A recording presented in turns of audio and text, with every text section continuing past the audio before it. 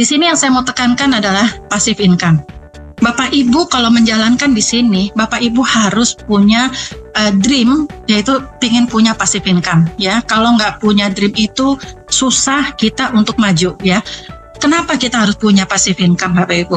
Di semua bisnis, kalau entrepreneur, kalau kita pemilik perusahaan, pasti kalau perusahaannya maju, ya pasti kita akan punya income dari itunya, ya, dari bisnisnya. Tapi kayak saya kemarin, saya pebisnis, saya kena dampak dari pandemi gitu ya.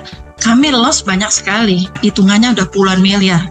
Tapi saya berusaha untuk ya sudah berbesar hati, sambil saya menunggu saya jual saham, investor dan sebagainya, datanglah bisnis kopi ini gitu ya. Jadi bisnis kopi ini kiriman dari Tuhan buat saya gitu ya, supaya saya bisa menjalankan, membantu orang banyak juga gitu ya, supaya mereka bisa survive.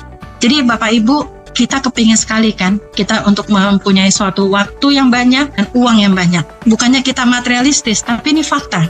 Ya, fakta Bapak Ibu ya.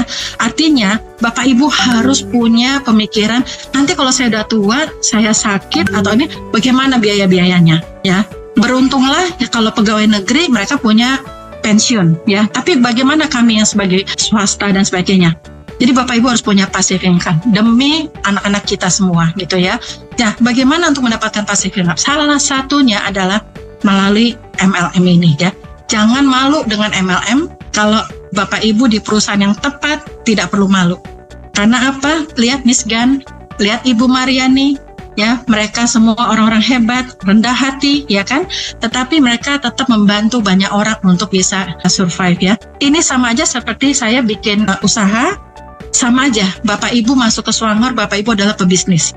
Nah, cuman caranya bagaimana menjalankan bisnis ini? Yaitu bangun basis penikmat kopi. Bapak Ibu nggak perlu pikirkan, saya harus cari leader, saya harus cari pemain multi level, saya harus cari orang yang jago marketing. Enggak Bapak Ibu, bangunlah basis penikmat kopi. Itu aja, gitu loh. Kenapa? Buktinya di grup saya membina penikmat kopi semua.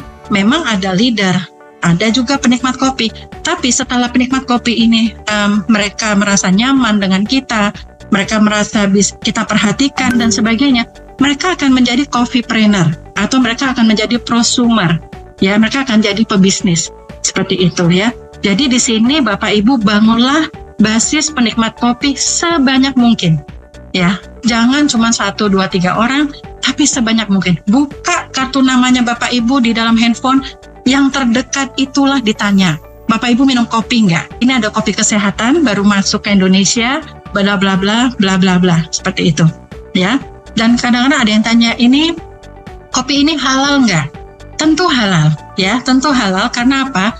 Kopi ini dikirim dari Malaysia. Malaysia kan negara syariat Islam, ya, seperti itu. Nah, dalam waktu dekat saya dapat bocoran dari manajemen bahwa nanti tahun depan kalau memang ini kerjasamanya sudah sah.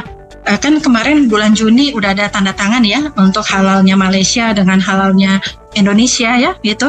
Nanti di kotaknya kopi nanti akan ada kayak odol, itu akan ada Jakim halal Malaysia seperti itu. Tapi Bapak Ibu jangan nunggu itu keluar.